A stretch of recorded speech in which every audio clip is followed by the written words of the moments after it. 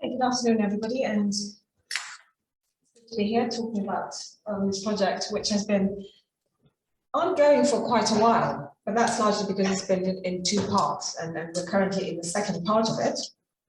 But what we'll do is I'll give you a bit of a background, starting with the first bit, and then we'll carry on and I'll let you know where we are now. And John and Jonathan, my colleagues in the project, will pick up on some of the bits. So, in terms of the project, like I said, it's been in two phases, and the first phase was taken in 2018-2019. So, in thinking about the first phase and what we set off to do in the first phase was we were interested in looking at identifying any of the developments that have been going on in technology when it came to distance education. And we wanted to look at the opportunities and look at the risks, assess those for the digital educator. Right, something's happened here, I'm afraid. That's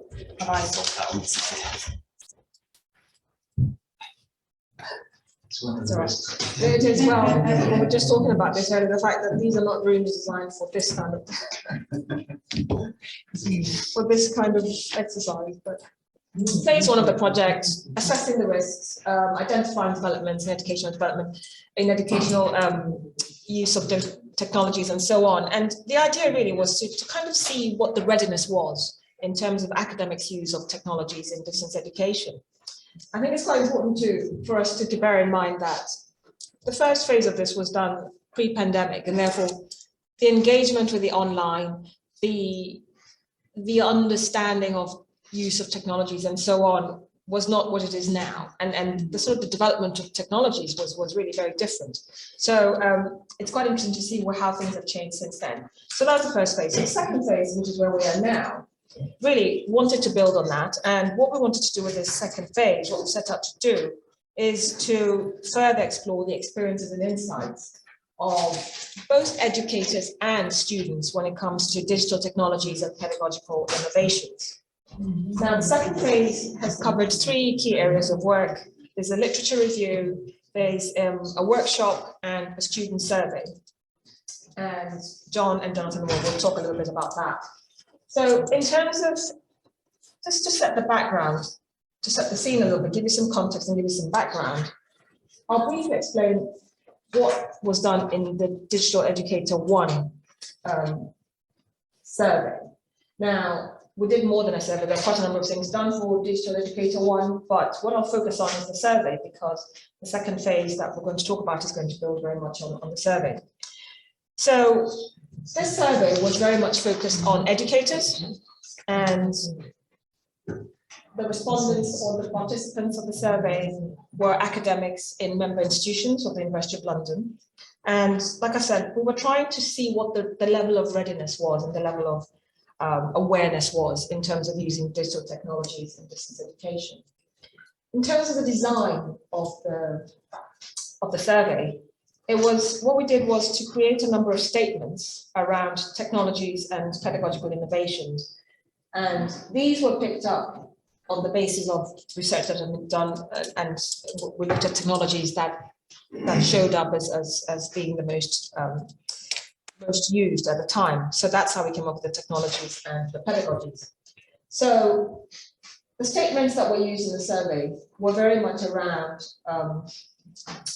gauging participants' levels of awareness, levels of their perceptions of importance of technologies and pedagogical innovations, their awareness and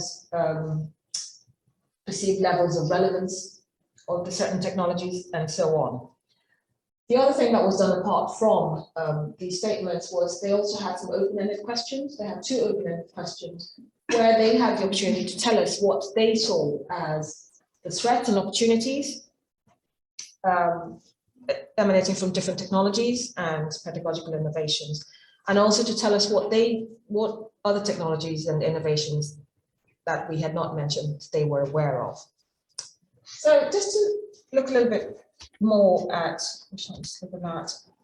in terms of looking at some of the statements that they were given that they had to respond to, The first one is around, for example, mobile technologies or mobile devices. So first one of these was a statement saying that mobile devices allow course material to be provided in a mobile compatible format, allowing students quick, flexible, full-time access. So the respondents could rate this depending on their levels of awareness, the extent to which they were aware of it, the extent to which they rated it as important, they rated it as relevant, and the extent to which they're willing to adopt it in their own educational practice. So that's one example, and we did the same for social media, and then AI and virtual reality. And if you look at, for example, let's look at the AI technologies. The statement that was given was AI technologies allow students to ask and receive answers to educational queries at any time without teacher interactions. So respondents would tell us the extent to which they were aware of this, and you can see what the results were. When it comes to mobile technologies, for example, there was a huge level of awareness and a huge appreciation of the importance and relevance and so on, and quite a strong willingness to adopt these technologies. When you look at AI as an example, something different, the line starts moving further to left in terms of the levels of awareness are not as strong as they were in the mobile technologies. You know, the rating of importance, the rating of relevance, the willingness to adopt. That's the sort of response you were getting. And the same thing with the virtual reality. And then you can compare that to social media discussion forums. Now, if you think about this, it could be that, of course, perhaps the responses to these are going to be very much influenced by the extent to which people actually use these technologies. And if they don't use AI and virtual reality, as one might imagine they wouldn't have at the time, then of course the levels of awareness would be a lot less high, a lot lower than they would have been for the social media and mobile technologies. So this is just a summary of the final responses to all of this. So you can see mobile technologies, social media, learning analytics, virtual reality, and this is AI. You can see where the lines are. There's greater levels of awareness when you come to the mobile technology, social media, and then things start moving towards the left as you go to the more advanced technologies. Learn analytics were perhaps not used quite so much at the time. Virtual reality and AI, there's those lower levels of awareness and so on. So when it comes to the open-ended, so looking at the open-ended questions that they had to respond to, where they actually talked to us about the opportunities and the threats that they saw in these technologies and innovations. Some of the key things that came out were around, for example, mobile devices, the opportunities that were identified. This was all done qualitatively. The bigger themes that were emerging, you know, the opportunities that we're seeing were around the wider reach for learners, the flexibility for learners. Then the threats are around issues of accessibility, that inequity of accessibility worldwide, concerns around the compromise of quality when it comes to the use of mobile devices and apps, and also concerns around the pedagogy that was underpinning the use of some of these devices. Similar sorts of things around social media. Again, issues around accessibility, the misuse of these technologies, things such as cyberbullying, exclusion, no moderation. So these are the threats. But then again, the recognition of all the opportunities around learner interaction, creating communities, and so on.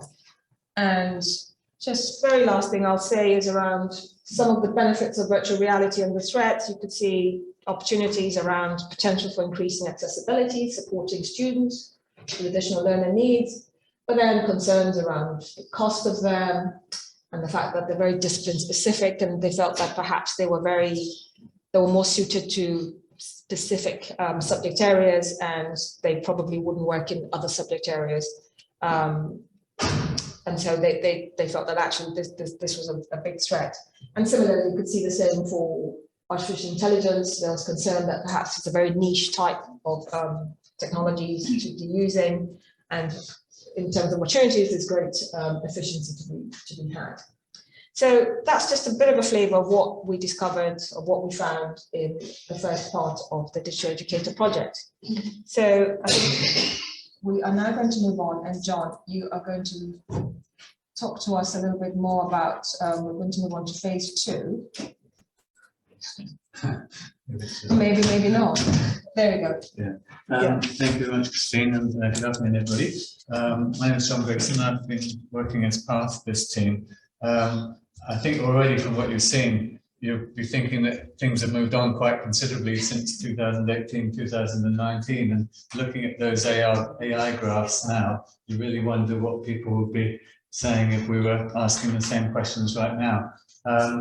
The output really from the first phase was some ideas about a model for developing skills of academics and online educators. And so the second phase was sort of going to test the application of this model with a specific program. And one of our team members at the time, Mark Gillis, was from Goldsmiths, and because of the kind of technology flavour of the study, we decided to focus on the computer science courses that were being run by Goldsmiths, which they run on campus, they run on distance education, and they also ran with teaching institutions. So we were drawing on the experiences of the frameworks developed in the Digital Educator phase 1. There's a full report with all of the data that was generated from the survey on the Code website if you're interested in that. What we found though was that this second part was launched just before the start of COVID, and then took over the time frame of COVID, and we were intending to finish, I think, in about 6 months, but because everything had to be done differently during COVID, and everybody became exceptionally busy with online exams and so forth, this process stretched over a couple of years. But I think as a result, we've been able to sort of pick up on different types of insights along the way and people's experiences and some of the changes that were taking place both for the online version of the programme and the taught version of the programme that was involving distance education institutions. In terms of the model, we had these technology areas that Christine's sort of already outlined, and we started asking the people involved in both the online distance version and the taught version about where they regarded use of these different technologies within their particular program activities, whether they were established, starting to be taken up, but fairly low level, represented sort of unexplored pedagogy that had potential, or whether they were emerging. And we would have a kind of workshop type approach with the program, and we'd take the subject area and the tutor would come up with kind of sticky notes showing where they felt on the different topic areas the technology was. And you'll see that there's quite a lot of interesting things from the point of view of this computer science course in the established area. And I don't know where AI is. That might be an interesting one to get a sense of. Can anyone see it? It's probably not there. Right. Okay. Sorry, yes. I'm looking the wrong way around it. So there is nothing established about AI, but some people were starting to get involved in some low uptake and use around auto grading and chatbots, and they felt that intelligent tutor systems, or this particular person felt that that was an area that was unexplored. So that gives you sort of sense of the model, and that was completed by a number of academics and assimilated. And then just briefly, I'm going to share back on some of the main findings from these sessions. We had a session with the staff where they felt that for Goldsmiths, some good examples were coming up in the areas of simulations, game-based learning and mobile video. And topic areas for skill development and awareness raising and so forth represented things like predictive analytics of students at risk and global collaboration and exploring more the decolonizing agenda. They felt that there was a lack of mentoring or expert response to student questions, and that could maybe be an area where more could be automated for alerting and reminding tutors. We then interviewed 17 tutors and some so-called enhanced tutors that Goldsmiths operated with. And we had sessions with 3 teaching institutions that are involved in delivering their programme. I'm just going to cut this short because of time, but some of the main kind of insights that came out of these interviews, which, as I say, were taking place during the adjustment to doing things differently during COVID, were that from the online tutors in relation to mobile, they were seen as widely used by students, and so there's quite a lot of use by students. Social media, they were using Slack, widely used by students, but they were concerned that took students away from forums and also WhatsApp groups where tutors weren't involved. Because of the technology use of the technology focus of the course, there was use of thought that GitHub could be useful for students. Learning analytics at the time, most tutors thought that what they got was sufficient, but also thought that it's the job of other people to monitor the data, which was kind of interesting. Though some wanted a better understanding of the student demographics and tools to enable them to track progress and act. In relation to AI, online tutors thought that this could support student engagement with reminders and notifications. Some tutors recommended automatic audio transcription tools and use of AI to track how the learning environment was used to flag difficult questions and things that were surfacing there. In relation to AI and VR, simulation and use of virtual classrooms and using VR avatars could remove fear of engagement, and equipment that works with smartphones was thought to be potentially affordable. Remember, this is a course where people are quite technical. So, if you were applying the same framework to a totally different course area, which was part of the aim of the study as well, you might get very different things coming up. In terms of established areas, videos, slide shares, and asynchronous forums, emerging, more use of blogs and wikis and AI to support tailored learning. Immerse aspects of AR were seen as having great potential. Blockchain also was starting to feature, and thinking that an education ledger that students can carry with them to support their certification could be an interesting and emerging area. Micro-learning driven by a recommendations engine and use of Microsoft Teams together at the time was highlighted. Training needs in relation to digital curation and preparation of engaging and entertaining webinars, and the professional development program focused on staff. I think some staff felt quite isolated in terms of their support, particularly sort of people on contracts externally.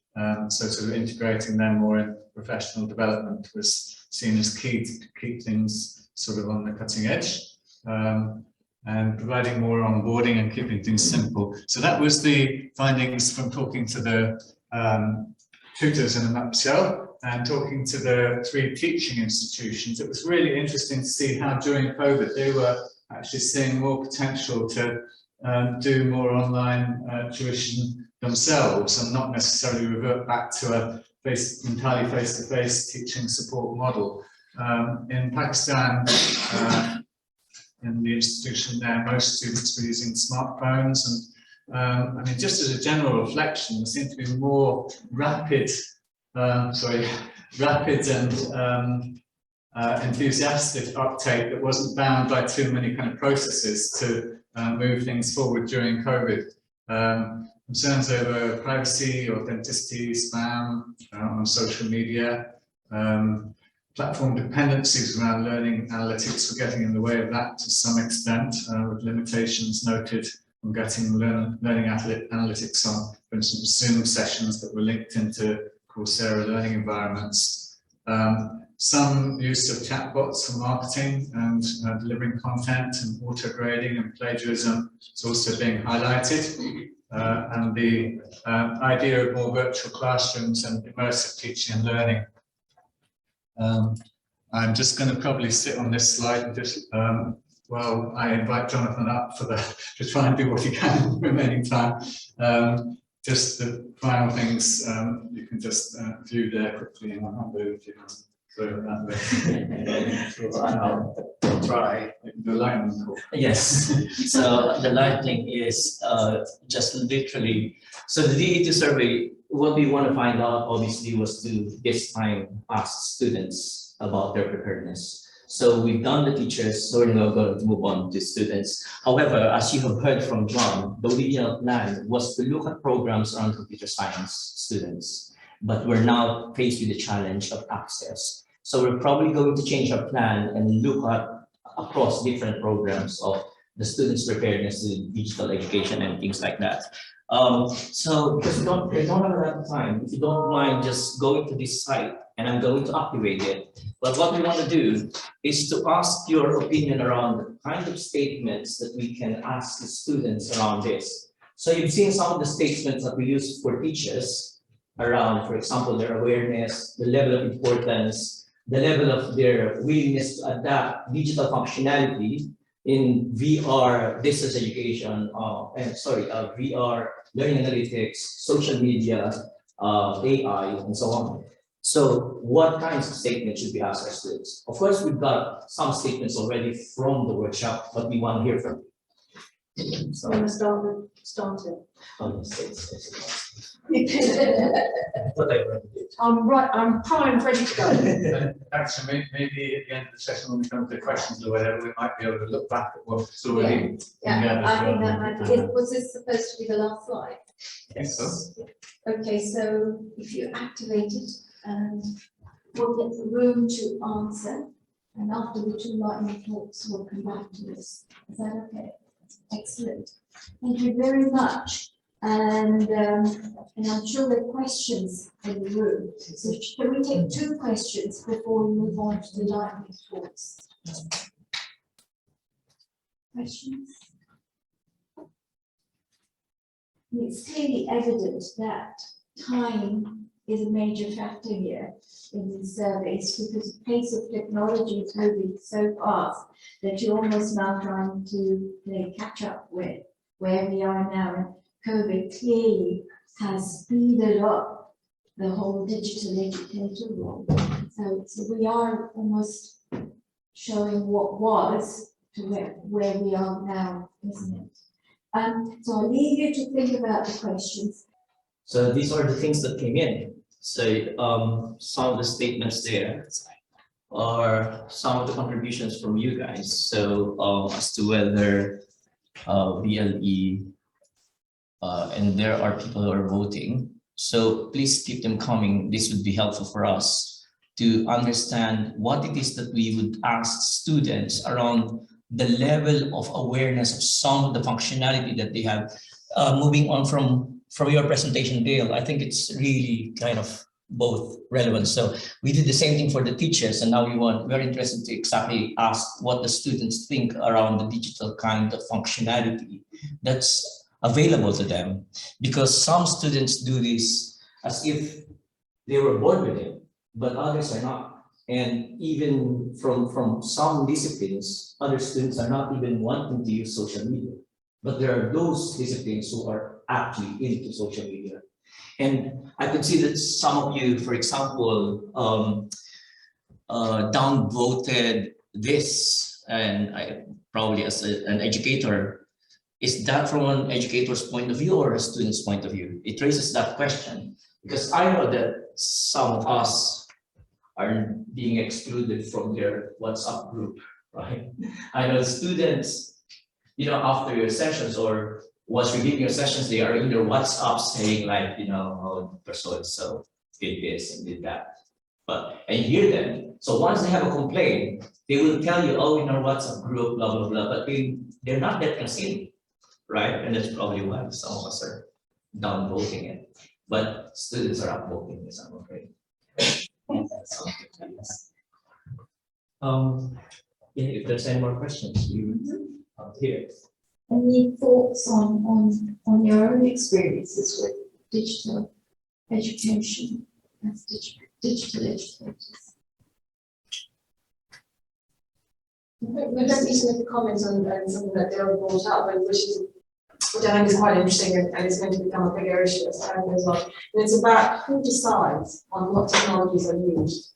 And, you know, very often, or when it's kind of been that, it's down to the lecturer to decide how the modality which they use for their lectures. But, you know, increasingly there's issues of cost, there's issues of time, and institutions are under pressure as well to deliver things in a certain way. You know, you've got the OFS briefing down with institutions next to saying you've got to have pedagogical basis for how you deliver teaching and so on. So it'd be interesting to see how things progress in terms of who decides and what is going to be the basis upon which that decision is made.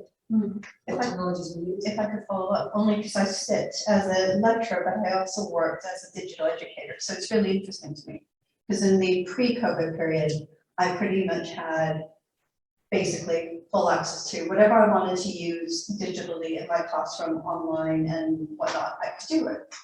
But as we went into COVID, there was still a bit of freedom. But I noticed that in a number of institutions, in particular, we didn't mention it, but for GDPR reasons, they basically relinquished that ability to choose what you wanted, and you were becoming much more streamlined towards particular things that you were then, that had been checked for GDPR. And so there is then a limitation on what we can use unless the institution is willing to invest in experimenting. So we ran, as a digital educator, we ran a number of pilot projects with lecturers in particular to try and see what the use is, but also to get it then approved for that purpose. But it does then, as technology keeps developing, that actually there's not really a way to keep up with that in terms of that, you know, process as well.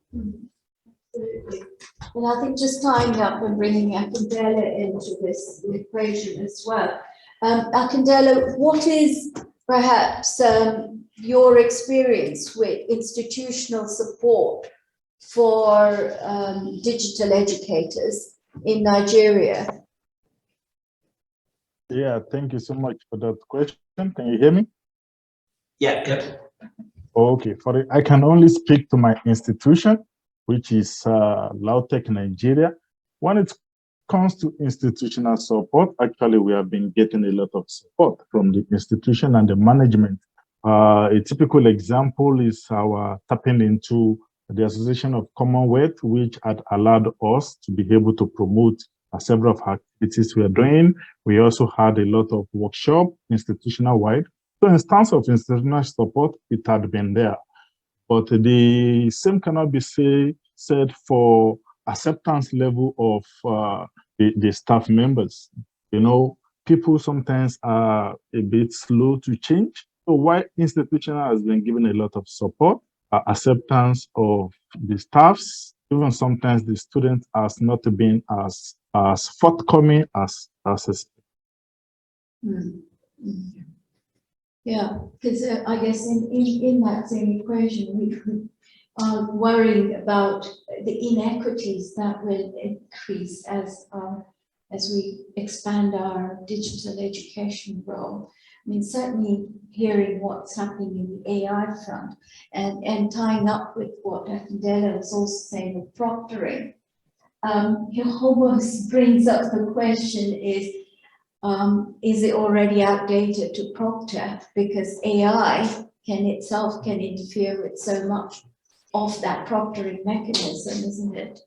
Any further questions or comments? Yes, please. Can I ask, do you think higher education is entrenched by the investment that we've previously had that is holding us back for the future? And by that, what I mean is, if you look at all of the primary schools and the junior schools that went online through COVID, most of them jumped on a Microsoft Office Teams platform to teach. They didn't invest in a VLE, they got collaborative tools, they got whiteboard tools, they got chat tools.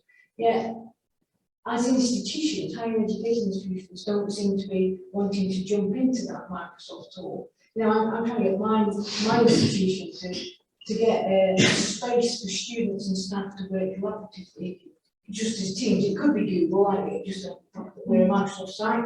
And for me, it's a no-brainer, but there seems to be reticence because, well, we've got a VLE that we've invested in. We've got a set of people who know how to run it. That doesn't matter. I've got a set of academics who know how to run teams because that's what the institution runs on. And it all seems to be a good excuse rather than somebody actually just jumping both feet in and said, let's try it. Just a note about this as well. So I'm involved in a digital project, digital campus project in the University of London.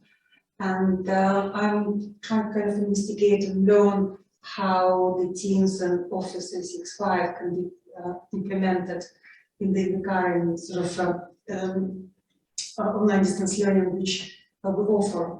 And the first question is, which capacity, for example, team can be used? So because we have a well-established virtual environment model that all our courses are versus teams, which is hopefully being developed more and more. And for example, more applications being developed. And just quite recently, new application Teams Class was offered. And then it becomes kind of quite difficult to make a decision because they kind of not contradict and not at the same time complement one another. So this is a dilemma for us. You know, we have to kind of make a decision which part of the course will be run, for example, in VV, or which part will be used in the Teams. So, and nobody can give us kind of advice, this advice. We're making assumptions. So, because thinking, okay, Teams, it's more kind of collaboration, maybe more for communication, whereas VV, it's more like a hub for holding learning material, this sort of things. But again, we don't know yet because we haven't actually implemented this yet, you know. So, and eventually, hopefully, we will have a pilot to be able to do that. So literally, we need a proper kind of data, gather this data to kind of evidence saying yes, so we're going in the right direction. So it's actually, it's not easy to find how the other universities already come through this kind of process.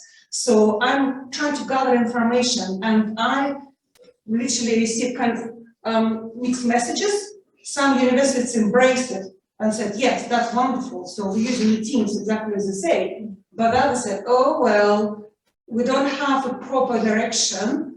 And that's why we have mix and match and literally chaos in some universities. That's what it is, you know, so because this must come kind of centrally, or some kind of decision must become centrally, and guidance must be given to educators how to use it, not like leave them to their own devices and say, okay, now experiment and think how you can sort of use this specifically piece of technology, achieve the learning outcomes, you know. So that's what actually happens, unfortunately, at some universities. So we try to avoid this. We try to make it more kind of streamlined, you know. But again, it's the first steps. So I have to say, and it's a challenge. Yeah, and I think we share that challenge with you. Jonathan, you had your... Yeah, I think the issue that we're having at the moment, I believe, is that we are at the point where everything has been disrupted. And we don't know where novelty lies and whether the actual effects around the changes of this technology is associated with. Because, you know, pre-COVID, as we know, all of the educational technologies were struggling to get buy-in.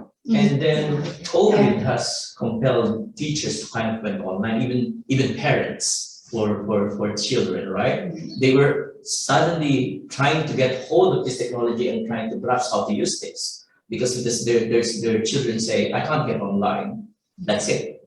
You know, but they have to get their children online to be able to join the class. So there's that, and then now we're in the pandemic period. These things have changed again, and it's not being talked about as to whether shall bring all the students, you know, back in person in terms of the conventional universities, right? The ones who deal with in campus. But even this kind of themes that you talked about, it keeps on changing.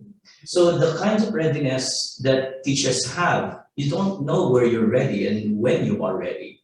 I'm a technologist myself, instructional designer, I'm a learning technologist by heart. But even myself, I'm using Teams, and suddenly, oh, where's it gone? Right? It just throws you off completely, and you then stick to what's exactly you're used to, which is kind of like, I'm just going to share my screen, and that's it. I'm just going to do my lecture, because going through all of these apps that's available, not considering all of these licensing model that now we're going into, right? You go to one app, suddenly they're saying, oh, that's additional module, you pay another £10 on top each month. So I think these are the problems that we're experiencing I now. think it's certainly make that the last question or But so. then you find that teaching through a virtual environment is so one direction. Where's this collaborative learning, this discovery learning? Our students can teach you so much, yet we haven't found a platform for them to share anything with. Yeah. We put them in a forum, we put them in a webinar, they can put their hand up and speak. But, we don't work like that as academics or as senior leaders. We all share, we work on documents together, we collaborate. Our students, for those that are apprentices or out in industry, are already doing this. Yeah. We are sat in the dark ages of pre-1980.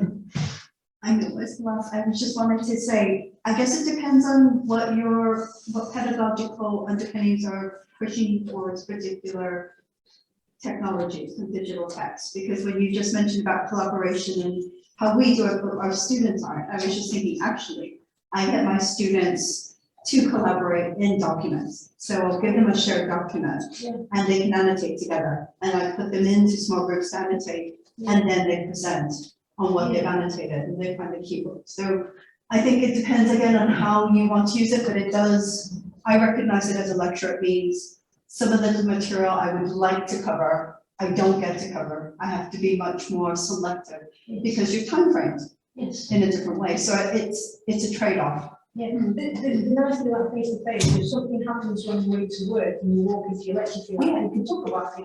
But online, that instantaneousness has disappeared from you, and that shouldn't be taken away, because we are completely instant online, because as soon as something happens, Twitter or Instagram or somebody tells us it's happened. Yeah, as educators, we're not harnessing it.